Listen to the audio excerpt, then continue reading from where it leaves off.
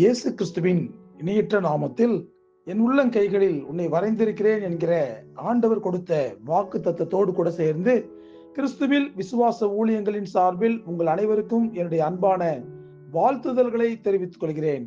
இன்றைய நாளுக்கான golden apple யாக்கோபு எழுதின பொதுவான நிருபம் 4ஆம் அதிகாரம் 7ஆம் வசனம். பிசாசுக்கு எதிர்த்து நில்லுங்கள், அப்பொழுது அவன் உங்களை விட்டு ஓடி போவான். இந்த செய்தியின் தலைப்பு பிசாசுக்கு எதிர்த்து நில்லுங்கள். இந்த உலகத்தில் வாழ்கின்ற நாட்கள் எல்லாம் 2 காரியத்தை நாம் உறுதியாக செய்ய வேண்டும். முதல் காரியம், முதலாவது தேவனுடைய ராஜ்யத்தையும் நீதியையும் தேட வேண்டும்.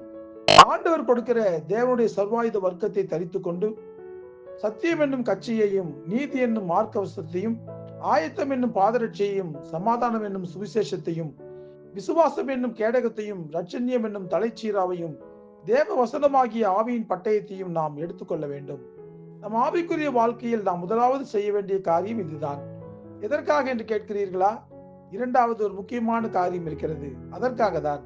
அது என்னவென்றால், நம்மை பலவீனப்படுத்த நினைக்கிற, நமக்குள் பயத்தின் ஆவியை கொண்டு வர நினைக்கிற, நமக்கும் ஆண்டவருக்கும் இடையிலே இடைவெளியை உண்டாக்க நினைக்கிற பிசாசை எதிர்த்து நிற்பதற்காக தான். எந்த அளவு ஆண்டவர் நம்மை பாதுகாக்க நினைக்கிறாரோ அதே அளவுக்கு சரிக்கு சமமாக நின்று நம்மை அழிக்க பிசாசு நினைக்கிறான். ஆண்டவர் ஊழியம் செய்த நாட்களிலும் ஆதி அப்போஸ்தலர்கள் ஊழியம் செய்த நாட்களிலும் பிசாசை எதிர்த்து போராடுவது என்பது மிகப்பெரிய ஒரு போராட்டமாக தான் இருந்தது. ஏனென்றால் ஆண்டவருடைய வார்த்தைகளை கேட்க வந்த அநேகர் ஆண்டவரை சொந்த ரட்சகராக ஏற்றுக்கொண்டார்கள். வியாதிகளோடு வந்தவர்கள் எல்லாம் சுகத்தை பெற்றுக் கொண்டார்கள். அற்புதங்களும் அதிசயமான காரியங்களும் நிறைய நடந்தன. அதனால் கூட்டம் கூட்டமாக மக்கள் இயேசுவை தேடி வர ஆரம்பித்தார்கள். இது பிசாசுக்கு பிடிக்குமா? ஆண்டவருக்கு எதிரான வேலைகளை எல்லாம் அவன் செய்ய ஆரம்பித்தான். ஆனால் ஆண்டவரை ஒன்றும் செய்ய முடியவில்லை. அப்பாலே போ சாத்தானே என்று ஆண்டவர் பிசாசை துரத்தி அடித்தார். பிசாசை துரத்தி அடிக்கிற வல்லமையை ஆண்டவர் தம்முடைய சீஷர்களுக்கும் கொடுத்தார். சீஷர்கள் ஊழியம் செய்த நாட்களிலும் திரளான ஜனங்கள், குறிப்பாக அசுத்த ஆவிகளினால் பாதிக்கப்பட்டவர்கள் சீஷர்களிடம் கொண்டு வரப்பட்டார்கள்.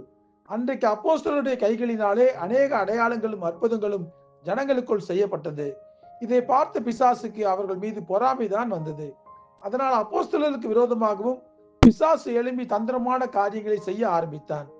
ஆண்டவரை போலவே அப்போஸ்தலர்களும் பிசாசை விரட்டி அடித்தார்கள். இதற்கு அவர்களுக்கு மிகவும் உதவியாக இருந்தது தேவ வசனமாகிய ஆவியின் பட்டயம்தான். இன்றைக்கு நம்முடைய நடைமுறை வாழ்க்கையில் நமக்கு விரோதமாகவும் பிசாசு பல விதங்களில் செயல்படுகிறான். நம்முடைய வீடுகளுக்குள் நுழைய முயற்சி செய்கிறான். ஜெபம் இல்லாத, தெய்வ பயம் இல்லாத வீடுகளுக்குள் எளிதாக நுழைந்து விடுகிறான். சபைகளின் நிலைமையும் அதேதான். சபைகளுக்குள்ளும் பிசாசை இப்பொழுது எளிதாக நுழைந்து விடுகிறான். ஏனென்றால் பல சபைகளில் இன்றைக்கு பரிசுத்த ஆவியானவரின் பிரசன்னம் இல்லை.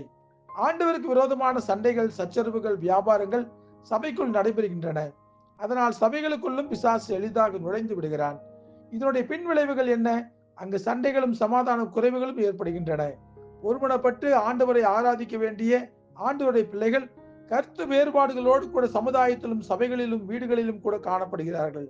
இந்த நிலைமை அடியோடு மாற வேண்டுமானால் அப்போஸ்தலராகிய பேதுரு, பவுல் அப்போஸ்தலன் போன்ற தேவ மனிதர்களிடமிருந்து இருந்த தைரியம் நமக்குள்ளும் வர வேண்டும். ஒவ்வொரு நிமிடமும் தேவ வசனமாகிய ஆவியின் பட்டயத்தை எடுத்துக்கொண்டு பிசாசுக்கு எதிர்த்து நிற்கிற நாம் முயற்சிகளை மேற்கொள்ள வேண்டும்.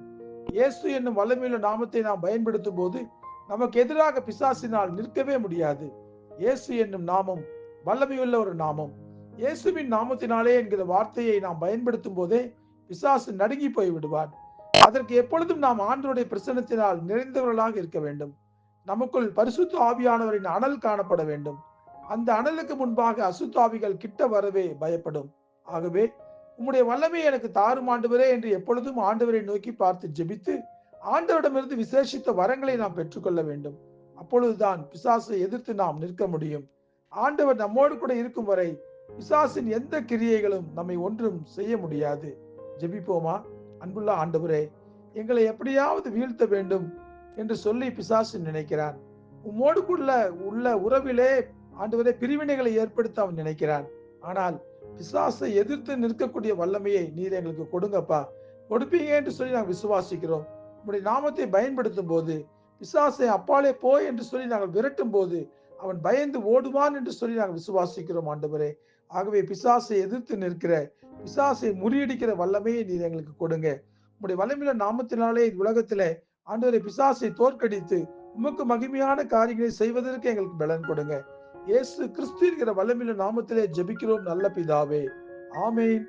ஆமென்.